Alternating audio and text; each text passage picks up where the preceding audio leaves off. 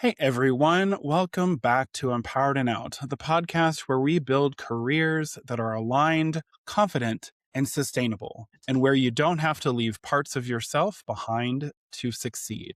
This season, we're talking about visibility and authenticity, what it really takes to unmask, own your identity, and lead without leaving parts of yourself behind. And this year, we're doing things differently. We're elevating, we're expanding, we're prospering together. Through real conversations and coaching centered insights, my goal is to help you reconnect with your confidence, trust yourself more, and start making career choices that support not just your success, but your well being too. So if you're listening thinking, okay, I'm ready for support with this, you can book a discovery call with me. The link is in the show notes and it's free, no cost to you. So take a breath, settle in, and let's get into today's conversation. So today's guest is Erin Roberts, an operations director for a successful flagship fertility hospital in central London. Erin has 14 years of corporate health experience, plus a few years in fashion, creative, and retail. And he's a passionate advocate for people being themselves and finding how to do business their way without conforming to tired business norms. In this conversation, we're getting real about leadership, performance, and what happens when you're told you're too femme, too camp, or that your face doesn't fit, and why.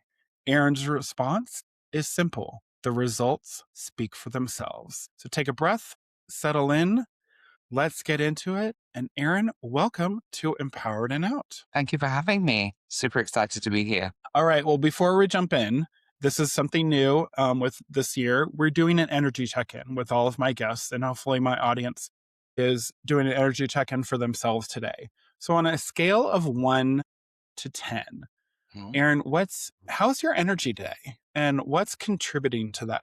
Ooh, good question. I would say I'm probably a 5 today, so I'm about halfway there. And what's contributing to it? So I went to an event last night and I had a few Prosecco's. That always has a rollover into the following day. But I think I've got a lot of spinning plates at the moment that are taking up quite a lot of my attention and my time. And you find, however much you want to protect your space in work and leave it at work, actually, I can't always fully switch off. So I'm naturally thinking about conversations and things I've got to do and things on my to-do list I haven't quite ticked off. So yeah, that's adding to my low energy. All right. I understand that. You and I discussed this prior to us starting to record was I'm getting over a cough and colds. Listeners and viewers, I am hoping that I do not cough through this episode. You may not even hear it. You might see it, but you're not going to hear it because I will definitely edit it out. But I'm going to apologize right now if it happens and I don't cut it out. But it's been a little bit of a journey and it's been a little annoying, especially because I do a lot of talking. And so Yeah. between coaching and podcasting, I do a lot of talking. So I kind of need my voice not to be disturbed by any sickness. So anyway, let's get started. So before the title and the numbers, who were you when you started and what were you trying to prove? Interesting. Who was I before I started? I don't even think I necessarily knew who I was myself, if I'm honest. So I will take you back. I grew up in the UK. I realized very early on, from a very young age, that I was probably a little bit different. And my coming out story was probably no dissimilar to other people in my situation. I came out quite early on, had a school life that was fraught with bullying and being ostracized and alienated because of a choice that I felt like I didn't actually make myself. And I had the pleasure and gift of my parents emigrating us to the States when I was 16. So I actually spent 6 years there in what would probably be seen by American listeners as the golden years. the high school years, the senior years, where you really dig in and you feel like you become an adult. And I had a few traumatic personal experiences that happened to me, so I decided to move back. And I quite missed the UK culture. I think I realize now, as I'm much older, that I am intrinsically British. And I don't think I'm ever going to scrub it away. I like my cups of tea and I quite like talking about the weather. We've already talked about the sunshine today. So I think I quite like the British culture. So I've found where I feel at home. In my career, I think it took me a little bit longer to figure out what I wanted to do. As you've alluded to, I have had a few different career paths. I've done a little bit in fashion and retail and dabbled with visual merchandising and styling. And I had the pleasure of doing London Fashion Week a few times and a bit of journalism. So I tried different things, but I always seemed to pivot back to healthcare. So I was offered an opportunity and I will never forget it. I was looking for a job. I just moved back to the UK. I didn't really know what I wanted to do. I went into a hair salon for a couple of weeks and realized really quickly that was not my fit and my vibe. I could have made a brilliant hairdresser had I actually stuck it out, but I couldn't get past the I'm just shampooing ladies' hair. And I felt like I wanted more. So I went for a job interview. I had purple hair at the time, so I was a little bit loud. And my reason for being loud when I was younger was I wanted to be the beacon for younger people to be able to express themselves the way that I felt I should have been able to when I was younger. And I was okay with having the harassment and the bullying. I wanted to shoulder it for everybody else. And that's how it manifested. And I was given an opportunity to be a medical receptionist. I had to get rid of the purple hair. And that was my first realization of having to conform. I could have rebelled, chose not to, and just got stuck in, listened, learned. I had no education, no degrees, but I was really eager and ambitious to be better than I was yesterday. And that's always kind of how I approach life. What can I do differently today, which will make me better than I was yesterday for the people around me and also for myself? And so after many years of listening, saying yes, learning the hard lessons, it sort of gave me stepping stones up to this point. So, yeah. Nice. Well, what kept you going when you were, and I'm going to put this in quotes, just a receptionist on paper? Yeah. So it's never just a receptionist. However, No, it's not. No. I, what kept me going? I think I had really brilliant mentors and coaches around me. I was really warranted some fabulous people around me from both super eccentric all the way through to very conservative, almost uptight, but really grounded in their business compass. And I took things from people that I liked. I didn't ignore the things I didn't, but I just took what I wanted. And they kept me going because they allowed me to see that there was opportunity available. As long as I was producing solutions, and that's pretty much core premise, side note slightly, operations is all we deal with problems, we find solutions, and we find them in the most efficient way possible. That's basically all operations is. So if you are a solution-based thinker and you know how to think outside the box and you can take a problem and pragmatically approach it and go, how do I fix this quickly and efficiently, as risk-free as possible, you will probably do very well in operations. And I was one of those people that constantly wanted to deliver better patient care, find better processes that were more efficient, that would give me more time back in my day. So I was always just being very vocal about, could we do it this way? Actually, I've completely reorganized all of our filing system because it didn't work. And now this is what I've done. Let me train everybody on what I've done so everybody's clear. And the more people say, actually, that's a brilliant idea, you become empowered. So I was really lucky. I was also very lucky that a lot of the coaches and mentors I've had over the years have been female. So I felt very comfortable.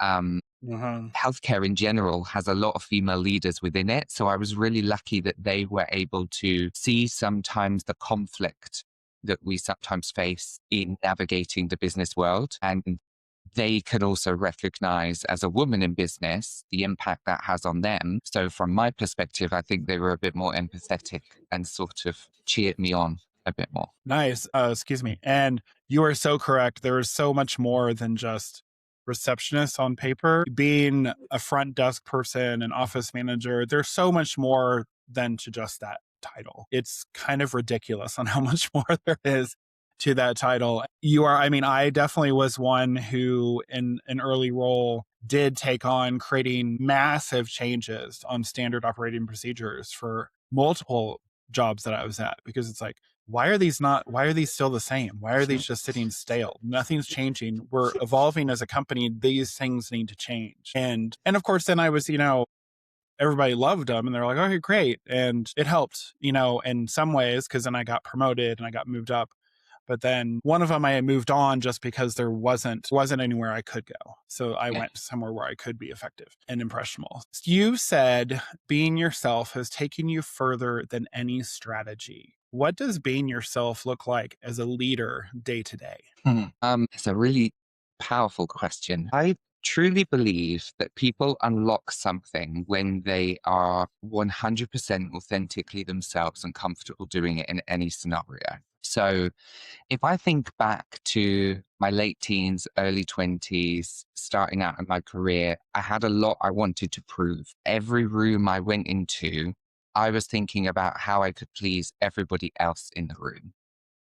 I still definitely feel pressure to please others because I think naturally as a leader, you want everybody to be happy. But you also then learn as time goes on that you can't, and not everybody will be happy all the time. And Mhm. at some point, you reach a crossroads where you go, my happiness has to come first.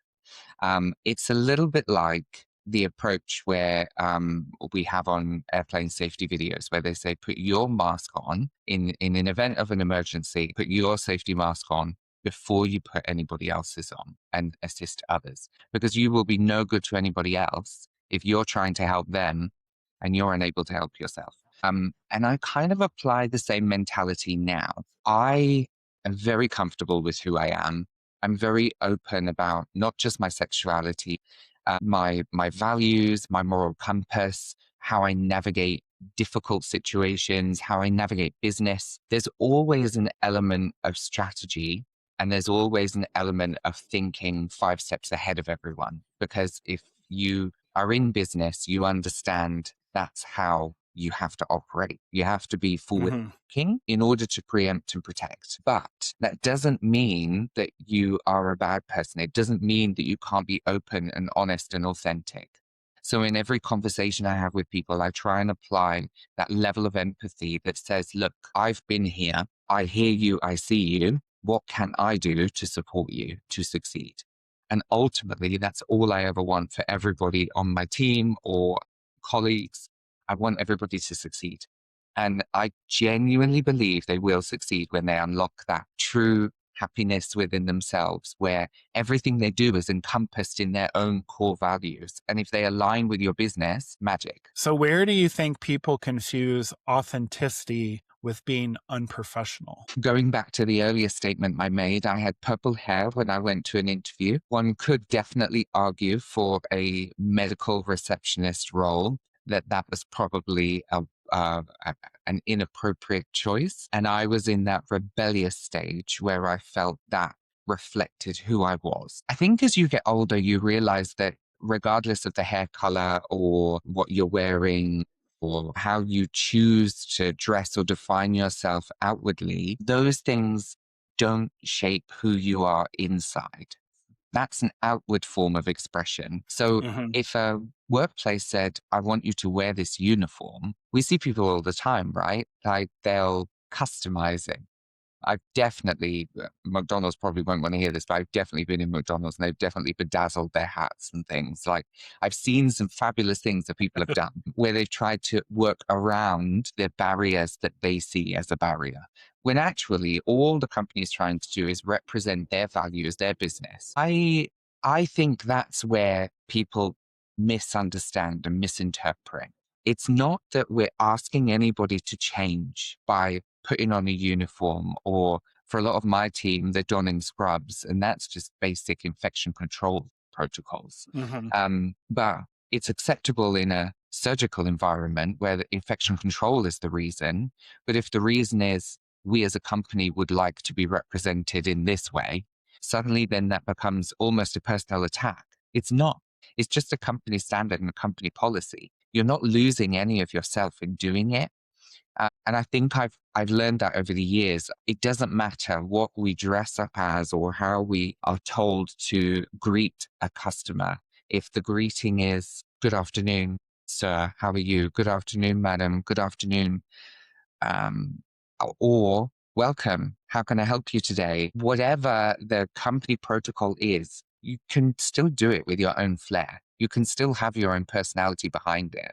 But that comes from the inside. Well, and it's interesting, and I don't know if it's like that over here. I know in the States, I know with scrubs, you mentioned it. There are a lot of very creative designs in a lot Yeah. of scrubs now that were not there because my dad was a medical doctor, and I can tell you they were boring as all get out. Yep. They're not. I mean, back then, I mean, he was a doctor. He was a surgeon. He was going in for surgery. It didn't need to be so crazy and elaborate or whatever. I mean, my dad was pretty, plain in general, but the for like someone who might be a nurse or someone, having that different design can be fun, and it can also, you might be able to relate a little bit more to someone when you're meeting, a client coming in, family, someone coming in, because that might calm their nerves instead Yeah. of seeing something so stale. They might say, oh, there's like, I don't even know, like dinosaurs all over your thing. Oh, that's kind of cool or whatever. And I mean, I don't know. I don't know what the patterns and designs are in scrubs because I don't hang out in hospitals or or any type of medical environments. But I agree. It's funny because I had a coworker, and it's so funny. Years ago, I worked in a restaurant, and our head bartender, she had purple hair, and she dyed it, and she loved it. Well, at one point when she was in line for a promotion, they said, well, you're going to have to get rid of the purple hair. Instead of, she didn't fully conform. She kind of did, but what she ended up doing is she ended up buying a black wig that was exactly her length of hair and just wearing that over it. But then at the end of a shift, it was like, it came off. And of Yeah. course, everyone saw her purple hair, but she just realized she's like, I might have to do this while I'm there at the office, or while in the restaurant, but after that, nope, this is who I am. And she doesn't really color it too much nowadays, but it was kind of, I think for her, it was a little bit of the rebellious, Yeah. we were all younger. We were all in our 20s and stuff. So it kind of made sense. But anyway, so let's talk about the face doesn't fit, because people know exactly what that means. Mhm. So, what did you notice people reacting to most? Your style, your voice, your energy, or your presence? Good question. I think in my younger years, there was definitely style and voice were the two things that I think people noticed the most. They were definitely the things I had the most critique over in my career. I think they were the things that people almost couldn't get past. So I would call patients or suppliers, and they would naturally assume they were speaking to a woman. And I would make a joke of it and go, look, you can call me whatever you like, but I'm just going to correct you the once. And it's not your fault. I get it. And so I'd make a bit of a joke out of it. But in reality, I think those things kind of stick with you. And it's through no fault of anyone's. It's not that they did it on purpose. It's not that they meant any offense. But you then start to look at, does that make me less of a man? Does that make me less than? And you naturally start to have those thoughts about diminishing yourself. Now, I kind of have a different viewpoint. I find it quite comical when people think they're talking to a woman, or that my style they feel is perhaps a little bit too outlandish. I mean, for the listeners, I've got lots of colored rings, and I try and reflect some of my eccentric fashion sense and personality in little small doses. And some people like it and comment on it. Some people don't. You can see some people looking and don't say anything. Now I find it quite amusing. And if anything, I use it as a bit of an icebreaker to kind of say to people, it's okay. It's okay that you think that I'm quite camp sounding and I sound like a woman. I do.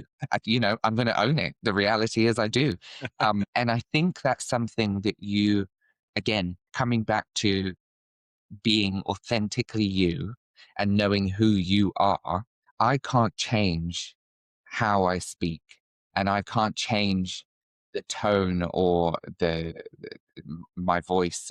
And what I can do is I can listen to people and how I respond to what they're saying. What I can do is adjust the volume. Those things are within my control. And actually, those who are close to me know after I've had a few drinks, I get significantly louder and have to be told to be quiet. But those things are within my control. How I sound, I can't. So actually, why am I going to worry about the things that I have no control over and how people perceive? If anything, let's call it out when it gets called out, and let's just make a joke out of it. Let's signal the thing in the room. Now, don't get me wrong. If somebody then was like, I don't like the sound of your voice, it's a very different conversation and needs to be handled Mm. differently. And I have no doubt, and thankfully, I don't have any experiences like this in business and haven't for quite some time. I have no doubt that there are people out there that still believe that a typical businessman or a typical director should look and sound a specific way, and would probably call out anybody who doesn't fit that particular image in their brain. And to those people, I would say you are missing great opportunities and great talent by dismissing people who you believe don't fit your bill. The fake Mhm. fit isn't something that should apply in business today, because face alone does not make for a great business. It should be shaped on talent, and it should be shaped on your credentials and what you deliver. And we are as good as the CV that we have, and we can do even better than the CVs that we have, but give people the opportunity to do so. For sure. So, what did it take for you to stop negotiating your identity to make others comfortable? What did it take? I think it took me being comfortable losing everything. So, as I said, I spent many years pleasing people, and there's still definitely an element of that in my brain. I had an experience in a business where I was put in difficult positions and I didn't feel like I could really be myself. And there was no significant reason that I was never harassed or bullied. They never outwardly said, your face doesn't fit. But it was almost like the expectation that was put there was far greater than what I could live up to. And it almost felt like there were parts of myself I was losing by trying to be someone I didn't think I could actually be at the time. And be that capability or personality or just wrong place, wrong time. I made the decision to walk away. And it's the only role that I've ever walked away from. I've always served my notice. I've always been very amicable in my exits. Um, because for me, moving on isn't always a bad thing. It's just an acknowledgement that actually now I want to go and align myself with something else and try something else. But this role I walked away from and I had nothing to walk into. And that was when I actually took a little hiatus and went into fashion and thought I would try something different. And that breaking point allowed me to express myself way more than I ever was able to in healthcare business. Fashion allows absolutely everything. So it was Mhm. like I could get it all out of my system and learn how people responded and reacted to different things. And then in doing so, I found myself again. And when I found myself this second time in my life, as it were, or maybe for the first time, who knows, it came with a deeper level of comfort. It came with a level of you know who you are, you know your boundaries, you know the limits, you know where people can push you and where people can't push you. Now apply that not just to your own personal life, but to your work life as well. And figure out where those boundaries are and then mark them really clearly. So I did. And I've never really looked back. I found just an inner peace in knowing whatever happens, I still have myself. And I'm very lucky now that I'm older. I'm married, so I found my life partner and someone that's my core. So at any point, um, I know I've always got a fallback. And I think that makes a big difference, having that support system around you. Not that I didn't, but it comes on a deeper level with a partner that you choose for life than your parents or your best friend.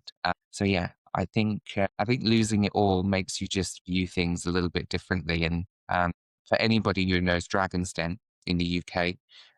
Peter Jones, one of our most distinguished dragons, talks about it all the time. He says he actually found himself in business by losing it all first. It taught him every lesson that he needed to achieve his success. And I think we need to apply the same.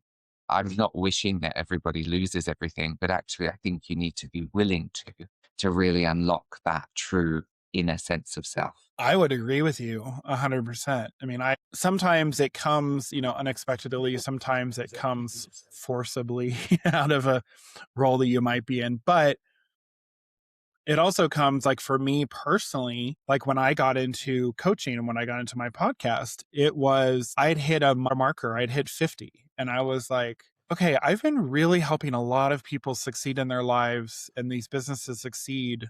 That's not really what I wanted. It's not the full direction how I wanted to do it. So I took a step back and Yeah. I like got all the funny thing is, prior to me actually starting coaching, I'd been a certified coach for 4 years. So like I had already gotten all the certifications.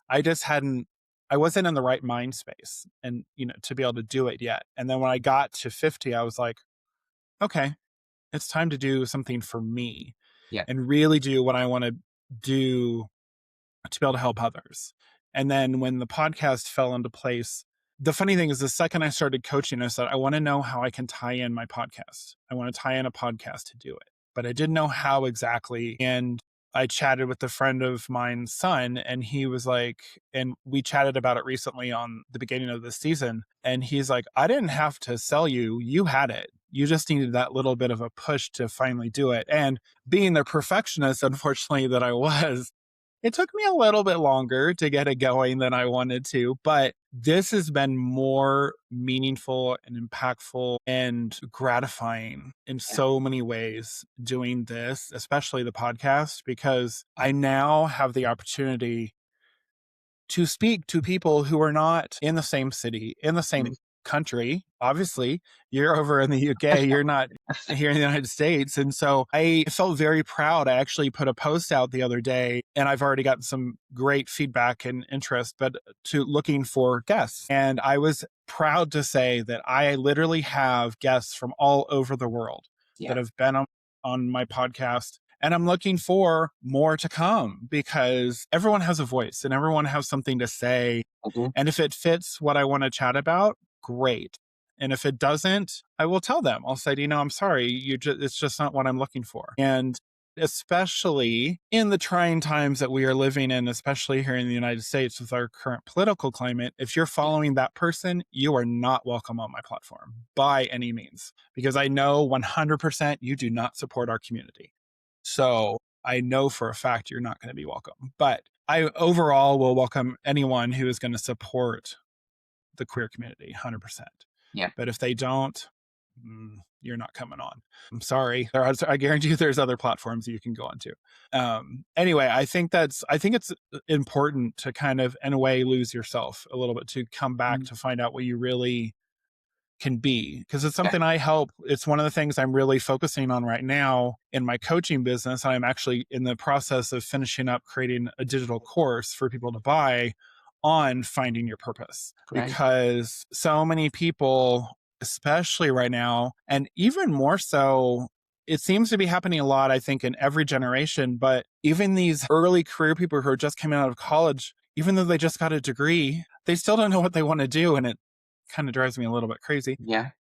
Because I am working with a friend of mine, a fellow coach, and helping some of her clients with that. But there seems like every generation is struggling a little bit. Well, I've been doing this for a while. Yeah, but now I'm not sure I really want to do that. Okay, well, what do you want to do? Let's focus on, what do you like to do? What makes you happy? What's not going to stress you? What's not going to put you in a bad mental health state? And so it's been fun. It's been encouraging. And listeners, stay tuned, because it will be available very soon. And I'm excited and it's going to be very affordable. Yeah. Because I know a lot of people right now, due to everything going on, have tighter pocketbooks than they used to. They're not, my main program is not something that most people are going to want to spend the money on. But this quick digital course is something that people can. So anyway, let's get back into talking about you. So Aaron, You're in a healthcare leadership, a space that's improving in some places, Mm. but still has work to do. What progress have you actually seen? What progress have I seen?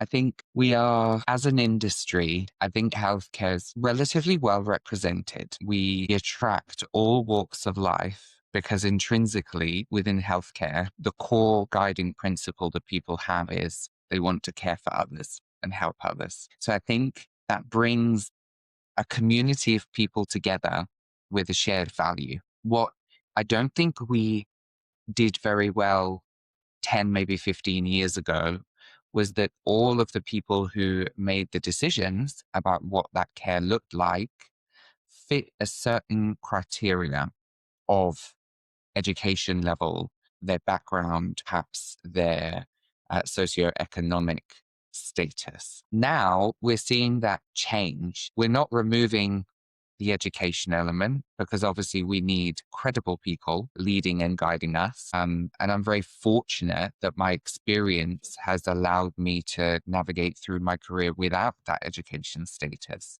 But if I was in a clinical role, this would be a very different conversation. But I think we're starting to listen to other voices and understand that we don't just want a mold to be suited. We want to hear from everybody because that's the way we can really reach the most people and make the greatest impact. So I am starting to see it. I think our leadership in healthcare, we're very fortunate to have the NHS within England, and we are seeing more and more senior leaders come out from different walks of life that have different stories to tell and share. And that's a positive thing. What I think we still need to do is we still need to find a way to articulate as a wider community of people, what do we want from our leadership? So all well and good that we have expectations on leadership and we put people into Mhm. leadership roles because we want to hear what they have to say. But actually, I want to hear what everybody else has to say as well and what are their expectations of me. So I'm quite happy to represent the clinic. I'm quite happy to represent fertility in general. I'm quite happy to represent myself, my background, but I also am a leader of others. How do they want to be represented? What do they want me to speak up for? What values and guiding principles do they have that they feel we should have? We won't always agree and we won't always align, but I Mhm. think as a wider community, we try desperately to listen and we put people into posts and listen to them, but actually let's allow them to funnel some more voices through as well. So yeah, I think I want to hear more people listening as well. I like that. What's an example of inclusion done well where you are that's not performative? What's an example of inclusion done well? Good question. I think in general, the healthcare space is really good at allowing people to come in and continue to express themselves in their own way. So if we think about it, I have doctors, I have nurses, I have lab technicians, embryologists. There's a whole host of people that make up what we do on a daily basis. Some of them have tattoos, some of them have different religions and personal beliefs, some of them wear headscarves, some of them are blonde, some of them are brunette. Like there's that all walks of life, really, but they all don the scrubs that have our logo on it, and they all care for the patients in the same way, day in, day out. That, I think, is inclusion done well because we are literally aligning people from all walks of life, from different backgrounds, different education levels. And then we're saying, go after the same goal, which is give our patients the best possible care. And you could ripple that out to lots of other healthcare settings as well. People do it differently, but they will Mhm. all strive for the same thing. So I actually think healthcare is one of those spaces where we actually do inclusion very well. And we talk about it a lot as well, because we need and recognize that we need to empathize with our patients, and our patients come from every walk of life. So actually, in order to understand them, we also need people to help us understand them. Mhm. That isn't the same in other settings and businesses and is not reflective everywhere. I think we're getting better, but I don't I still don't know if we've quite got it right. All right. That's really interesting. I like that. I like how you described. And honestly, I do think that is inclusion done well. But there's always room for growth. There's always room for change to make it better. And you're right, the healthcare industry in general does a really good job of showing a lot of diversity, a lot of inclusiveness just based on, and I think it's because in a lot of ways we have to have it be that way because we're not all the same. We are very different. We are very unique. And I think everybody in their own way, I mean, be it gay, straight, bi, whatever, black, white, whatever, we're all unique. We're all different. And I think one of the things, and I have one more question, but I'm going to there's a show right out now on television, The Pit, which I feel shows a great diversity of employees in that trauma ER because it actually is showing the true real life of people. And I've heard from many people in the industry that they are really showing it very true to life, how it really, really is. But I love seeing the different nurses and chatting and having conversations not in English and having a conversation. They've shown that one of the last episodes we saw was someone needed to have sign language, so they had to do sign language, and it because they were deaf. But that's every day. That's everyone. That's where I feel that's, like I said, that's one of the industries where you kind of have to have Yeah. a representation on, within the organizations, but to be able to help all those who come in face to face with y'all. So what's one policy or norm, Erin, that you'd love to see become standard everywhere? Oh, policy or norm? That's a really good question. For me, I think it's less of a policy and more of a personal guiding compass, or just something I share with everyone and hope that they take me up on it. And that's having an open door policy. So I genuinely think a good leader is as much of a listener as they are a talker. And you need to have a good balance of both. You need to know Mm-hmm. when to tell and you need to know when to listen. And the only way you listen is by creating a space where people feel comfortable to come and tell you what's going on without risk of incrimination, fear of alienation, or fear of being ridiculed. And again, I think healthcare does it well. You could still do it better, but healthcare does it well mainly because it's intrinsically built into everything that we do. So we can't help a patient unless they tell us what they need. What Mm-hmm. are they looking for? What's their end goal?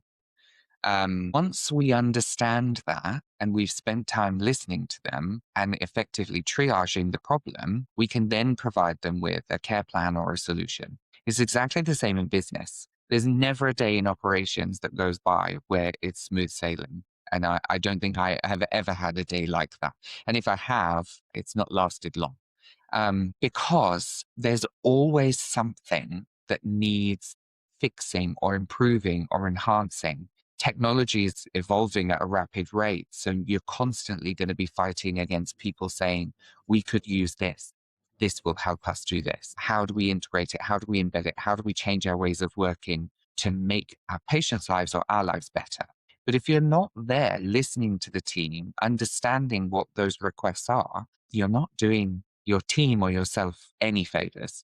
So I think that's something I want businesses to adopt more. I think we still have spaces where there is an approach that the leader has where they know best. And even if they've done it all, even if they've done every role going and they understand the ins and outs of their business, that doesn't mean you stop listening. Because actually, if you're not the one doing it day in, day out anymore, things change. People change, Mm-hmm. behaviors change, systems change. We need to be listening. Um, and I don't like it when I hear that people feel like they're being dictated to. I think there's a fine line. I think there's definitely a time and space to say, this is the approach, this is the strategy, and this is what we're doing. And as a leader, you have to assess when those times are, but you also have to be very open to come and tell me how that makes you feel. I'm not necessarily going to agree with you, but I'm here to listen. I'm here to try and help. And it helps me create a space and a picture of what's really going on and how can I help in the future. Well, and I think you made a really good point. As a leader, that is actually a very smart thing to do because I have actually I really feel I've only had one company I've ever worked for that our president of our department Yeah. flat out said, I have an open door policy. You can come in. And I remember my boss telling me this, and I was like, okay. And I will say, he was much more open door than our VP. Loved our VP, but he was definitely more open door. But at the time, because I was very fairly new to the company, so at that point, I didn't feel comfortable to go and ask him something because I was too new. Yeah. Yeah. And there was nothing wrong with that. And by the time I finally kind of got my bearings and knew what I was wanting to do, and if I had any questions, unfortunately, he moved on and he went to a different company. And I was kind of sad because I was like, oh, I really actually enjoyed working with him. And it was fun to have a conversation. But he really did. Anytime you would walk by his office, his door was really, it was open. Unless he was actually on a call, door was always open. You could always stop by and ask a question. And I respected him more as a leader of our group and our department more than anyone really else in the company because I saw he led by example. And I feel that you made a good point when people, even if you may not go along with what one of your team members may say or what it at least you heard their voice. Yeah. You don't have to always agree. That was also one of the things that stood out with this company, though, is they always wanted to hear multiple voices. They're like, we're all about collaboration. We may not take your idea, but hey, at least bring it to the table. At least let Definitely. us hear it.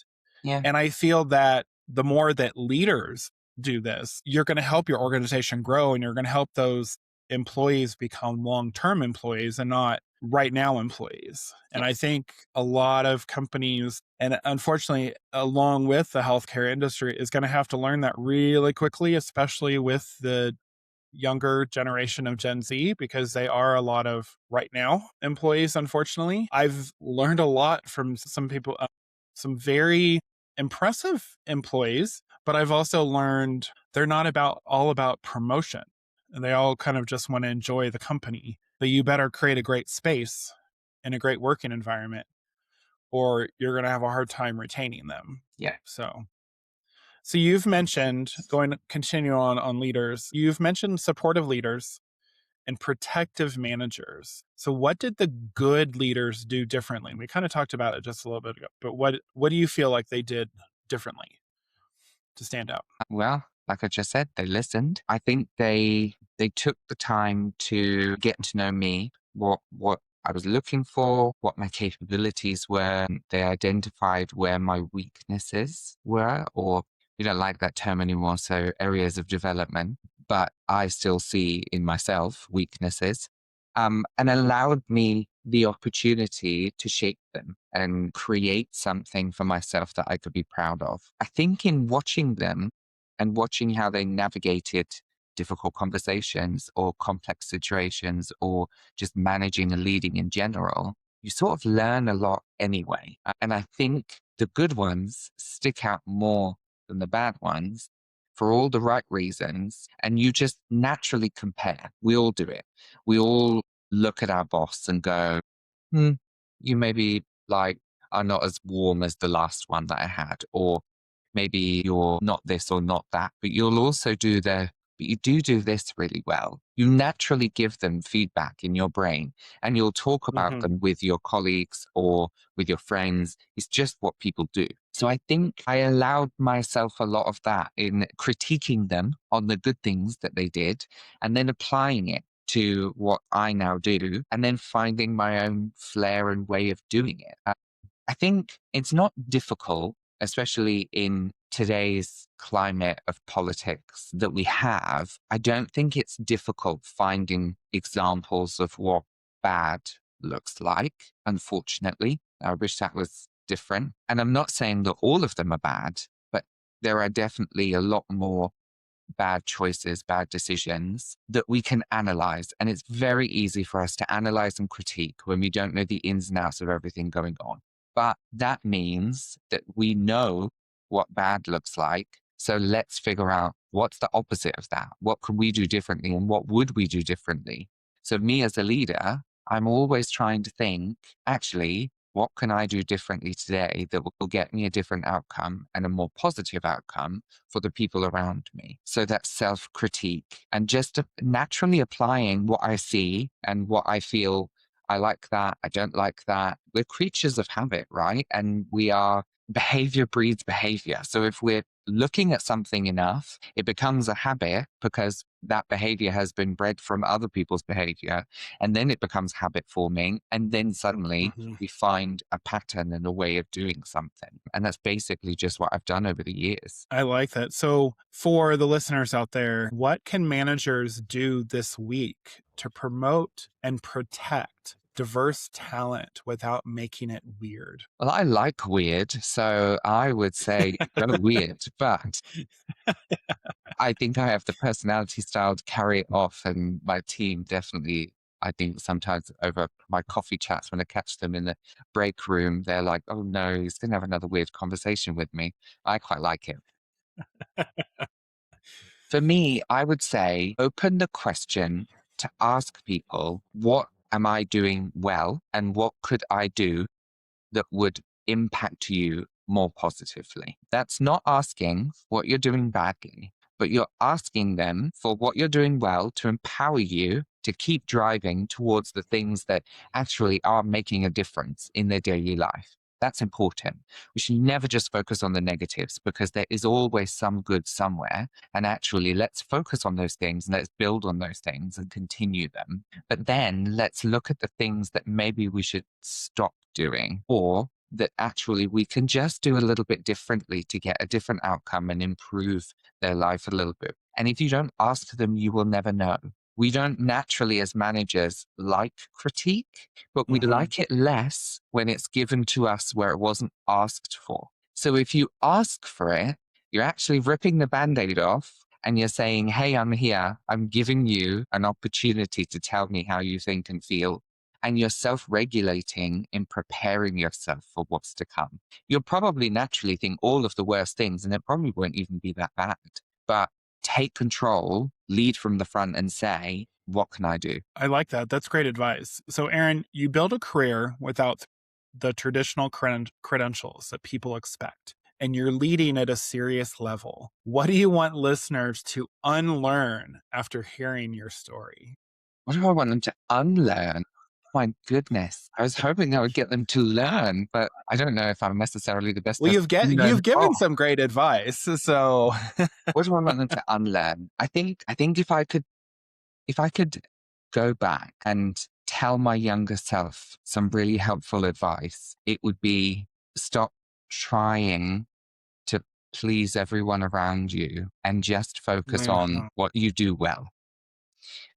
Because I think we spend a lot of time trying to do things for other people that doesn't necessarily come naturally to us. And we end up doing it either wrong or we do it half baked. It's not really anything. Whereas if we're passionate about it and we are doing it for ourselves and the right reasons, we can get behind something a lot more and make a greater impact. So I would say really focus on what you do well, what shapes you, and stop worrying about pleasing everyone. You won't.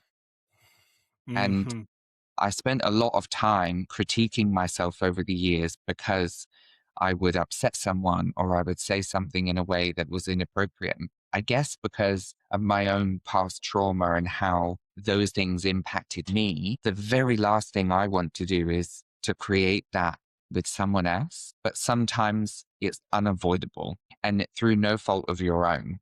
And I never do it with ill intent. I never do it out of malice. It always comes from a place of wanting to do my job, protect the business, protect the individuals. But sometimes hard decisions have to be made.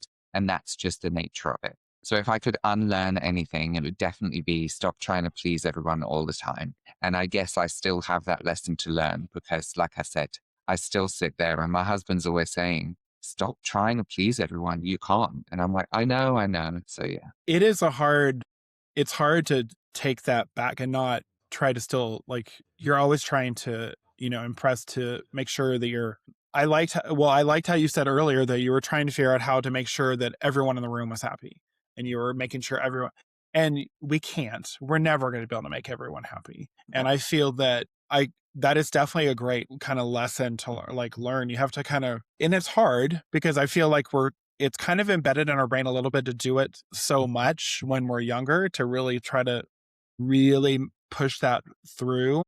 Yeah. But when you kind of take a step back and go, well, wait a minute, that's really not, it's not a realistic thinking process. So why am I trying to do that? You can't make everyone happy. You're not going to be able to make everyone believe what you say. They're not all going to be all in on, what you believe. So just do what's going to be the best for you. Yeah. And hopefully people So follow you along the way. exactly. So, all right. Been deep, we've been real, and now we're about to get mildly unhinged in the best way. It's my rapid fire, if I can say a rapid fire question time. And I know you said this might be a little hard for you, so I'm going to Definitely not reiterate again. All right. Quick answers only, but I understand if we have to expand, we have to expand, and that's fine. If your leadership style had a fashion era, was it punk, glam, minimalist, chic, or boardroom, but make it couture? glam. All right. See, that was easy. Yeah, that That was was really. it. I feel like they're going to get worse. Yeah, I'm ready. All right. What's the most ridiculous professionalism rule you've ever heard that made you think, be serious right now? You can only speak when you're holding a specific object. Okay. I like that. All right. I was not here for Okay. Okay. Your walk on song when you enter a meeting where someone underestimated you. that. This is a slightly expanded answer, but it's a good one. I That's fine. always envision the Vogue sequence from Devil Wears Prada as she exits the lift. That is by far what I've got in my mind when those things are happening. I love it. All right. By the way, I'm so excited to see Devil Wears Prada too. By the Me way. too. My gosh. Oh my gosh. Oh my goodness. I'm so ready for it. What's one tiny thing that you do that instantly tells your team, I'm the boss, but I'm not here to be bland? Oh, I'm the boss, but I'm not here to be bland. Oh my God. I think it would be my fashion sense. I genuinely think it would be my fashion sense. I think I've got quite a unique style, a bit glam, dressing up suits, and I I dress with authority and power. This is the stylist in me now. I dress with authority and power, but I do it with flair. I love that. All right. And last one. If you could ban one corporate phrase forever, what's getting launched into the sun? I mean, there's some awful corporate phrases, but yeah. This just isn't what we're looking for. Gosh, yes. Like, just be real. Let's not do. This just isn't what we're looking for. Come on, let's just be honest. So yeah. Oh my goodness. Aaron, oh my gosh, you're so speaking to me like so hardcore. Like, right. Oh my gosh, yes. All right. So, Aaron, for the listener who's excellent at what they do, but still feels pressure to tone down their style, voice, or identity at work, what is one actionable step that they can take in the next 7 days to advocate for themselves while staying smart about their safety and their stability? Good question. I would say it all comes down to how you carry yourself. It's not about what you're wearing. It's not about the uniform. It's not about what you're told to do day to day, how you carry yourself. If you carry yourself with respect, others will respect you. If you carry yourself with love, others will love you. If you are walking into a room feeling nervous and anxious, others will pick up on it and naturally will probably be anxious and nervous around you. I'm a big believer in energies and how we navigate the universe and things like that. So for me, walking into a room, I can pick up on the energy levels of other people, but I also know that I can impact that. So what I would recommend to everyone is give yourself the space to be confident and to love yourself and walk into your workplace, your school, wherever you're going with pride, dignity, respect, and love for yourself. Ignore everything else going on around you because you'll naturally find that that's exactly what you then attract. I love that. Great, great advice. Well, everyone, thank you so much for tuning in. Erin, thank you for being so honest and for naming the stuff that so many people experience but rarely feel safe enough to say out loud. You're more than welcome. Thank you for having me. I've really enjoyed it. You're very welcome. And listeners, if you're listening and you've been told to tone it down, to blend in, or make yourself more acceptable to be taken seriously, I want you to hear this clearly. You do not need a smaller version of you to build a bigger career. So if this episode hit home and you're ready to build confidence, get clear in your next move, and lead without self editing, as I mentioned at the beginning, book a free discovery call with me. The link is in the show notes. And if you got value from today, from this episode, share it with someone who needs the reminder that authenticity isn't a liability, it's leadership. Rate, review, and subscribe, and I will see you next time.